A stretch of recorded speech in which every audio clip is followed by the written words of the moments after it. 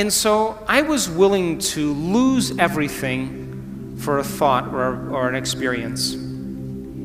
And I went through a very dark night of the soul after my injury, because I wanted to heal myself, and I was impatient, I was angry, I was frustrated, I was unfocused, and I couldn't get my mind to do what I wanted it to do, which made me more angry.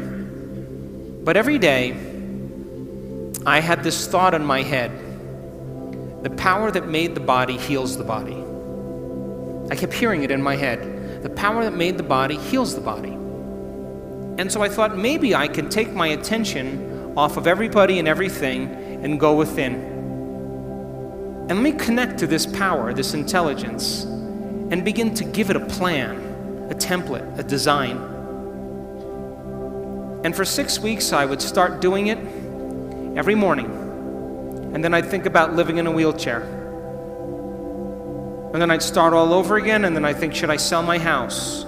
Should I sell my practice? And I realized I was focusing on what I didn't want to have happen instead of what I did want to have happen. And that's what the hormones of stress do. They cause us to pick the worst thing in our future and emotionally embrace it and be prepared for it. Because anything less, there's a better chance of survival. And so for 6 weeks, I went through hell. Because I would start reconstructing my spine and I would lose my attention. But I never gave up. 3 hours every day, going within. And at the end of 6 weeks, I was able to go through my entire internal process without losing my focus. Because I reasoned that this intelligence, this consciousness had awareness, and awareness is paying attention. So it was paying attention to my thoughts.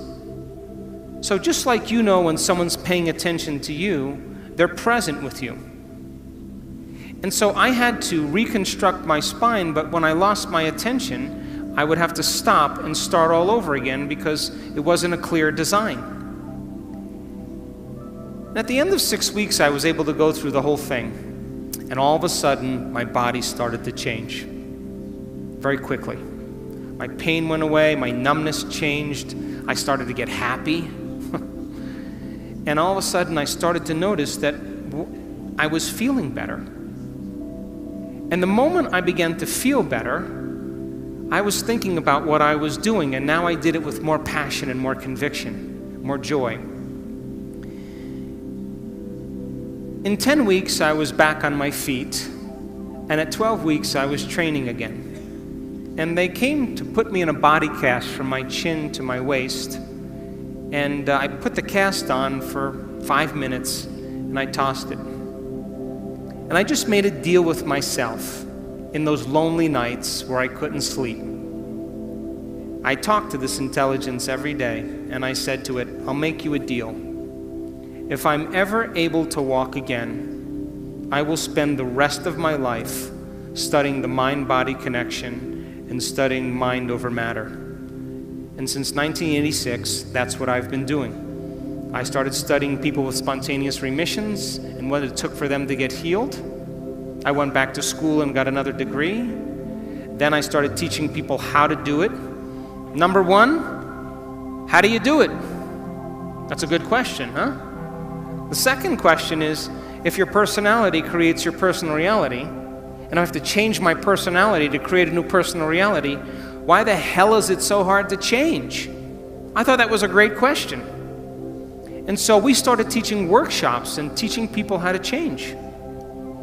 And in the beginning, we didn't see much change. And now, 10 years later, we are measuring people doing the uncommon.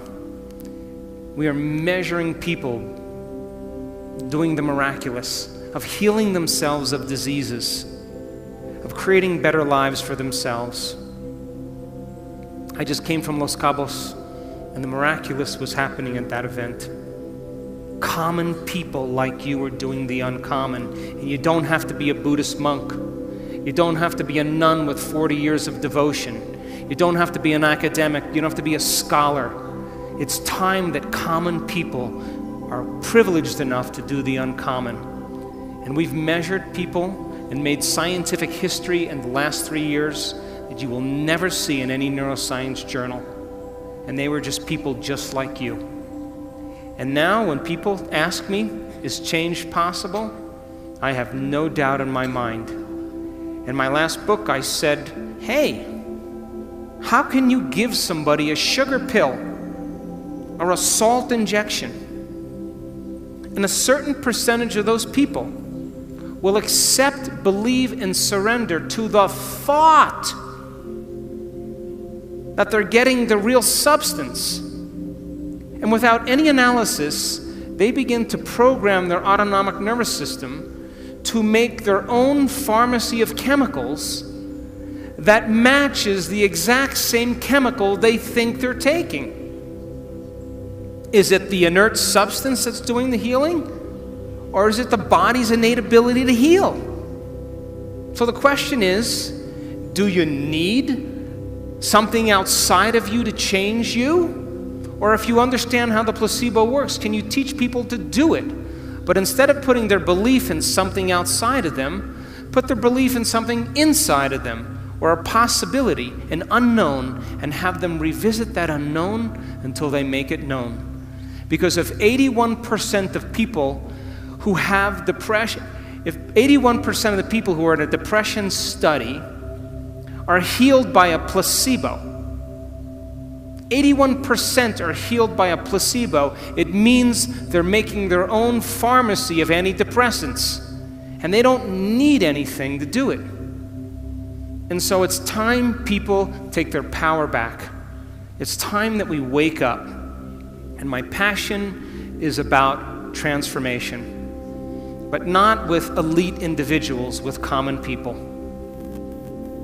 And if you keep understanding that you need a flu shot because there's bugs with your name out there that are looking for you, and if you don't get the flu shot, you're going to get sick, that's the NOCEBO. Then when you don't get it, you'll get sick, and then you'll need a pharmaceutical. That's programming.